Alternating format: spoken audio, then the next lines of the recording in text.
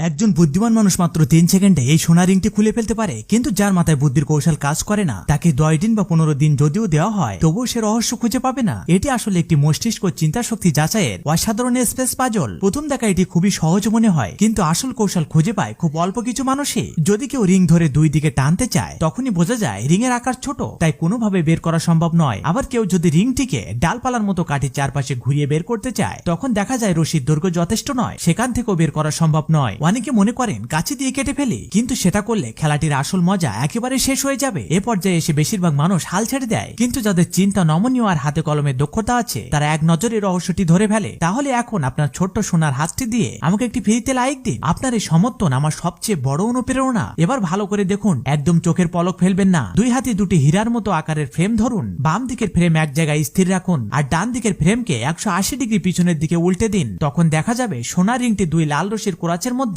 আটকে গেছে। এখন দুই হাত ধীরে ধীরে মাঝখানের দিকে নিয়ে আসুন। স্পেসের ভুল ভঙ্গির কারণে রিংটি নিজে থেকেই নিচে নেমে আসবে। শেষে উপরে থাকা ফাঁক দিয়ে রিংটি টেনে বের করলে কাজ শেষ হয়ে যাবে। সবশেষে একটা কষ্টের কথা বলতে চাই, সবাই আমার ভিডিও দেখেন কিন্তু খুব কম লোকই লাইক সাবস্ক্রাইব ও ফলো করেন। তাই আজ অনুরোধ থাকবে সবাইকে লাইক সাবস্ক্রাইব ও ফলো করে দেওয়ার জন্য।